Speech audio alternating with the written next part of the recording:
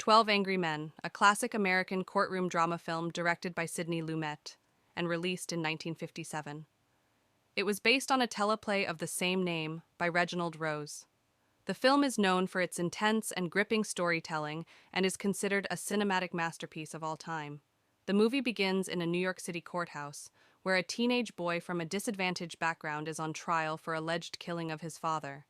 The stakes are high. If found guilty, he will face the death penalty. The judge instructs the jury, comprised of 12 diverse men, to reach a unanimous decision. At first, it seems like an open and shut case. The evidence against the defendant is compelling. Of thin air, all but one juror, Juror 8, played by Henry Fonda, is defending the boy. Juror 8 is the protagonist of the story and becomes the voice of reason and doubt. He believes that there is reasonable doubt in the case and that the defendant deserves a fair deliberation. As the deliberations begin, Juror 8 explains that his doubt stems from the fact that the defendant's life is at stake and they should not rush to judgment. He proposes that they discuss the evidence in detail. This initiates a tense and compelling examination of the case. The first piece of evidence is the murder weapon, a unique switchblade knife that Juror 8 has acquired. He demonstrates that anyone could have obtained a similar knife, weakening the argument that the weapon was one of a kind. This starts to sway some of the jurors towards reasonable doubt. One Juror 3, played by Lee J. Cobb, emerges as the main antagonist, vehemently arguing for the defendant's guilt. He has a personal vendetta against his own son, which influences his stance on the case. Juror 8's persistence in questioning the evidence and the credibility of witnesses begins to chip away at Juror 3's resolve. The jurors examine the testimony of an elderly neighbor who claimed to have seen the murder through her window. Juror 8 questions her credibility by suggesting that she may not have been able to see clearly without her glasses. He also points out inconsistencies in her story. This further erodes confidence in the prosecution's case.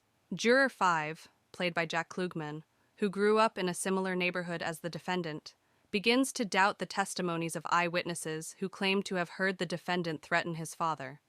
He explains that it is common for people from their background to use such language casually, without intending harm. Juror 9, played by Joseph Sweeney, an elderly juror, adds to the growing sentiment of reasonable doubt by sharing his observation that the defendant's lawyer didn't put up a strong defense, perhaps due to a lack of interest in the case.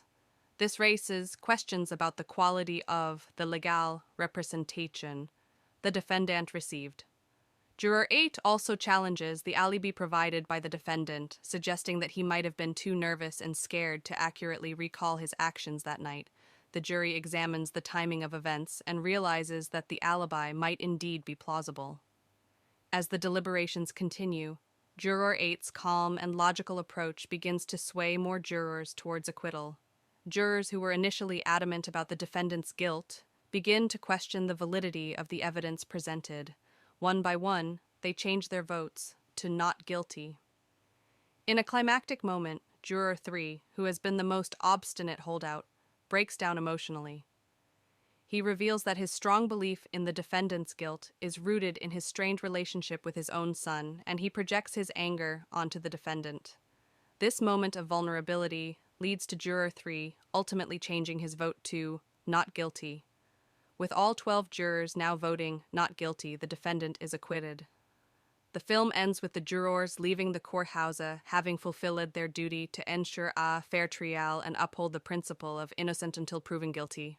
12 Angry Men is a powerful exploration of the American justice system, prejudice, and the importance of careful deliberation in determining a person's fate. It highlights the significance of individual courage and the pursuit of justice, making it a timeless classic in cinema. At the outset, all but one juror are convinced of the defendant's guilt, and they are eager to reach a quick verdict. However, the lone juror who doubts the defendant's guilt begins to raise questions and introduce doubts about the evidence and witness testimonies.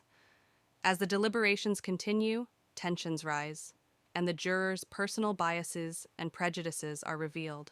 The film explores themes of justice, prejudice, and the power of individual conviction. Slowly but surely, the jurors re-examine the evidence, and one by one, they begin to change their votes. The story is a gripping and suspenseful exploration of the American justice system, moral dilemmas, and the importance of a fair trial. It ultimately shows how one person's commitment to seeking the truth can have a profound impact on the outcome of a case.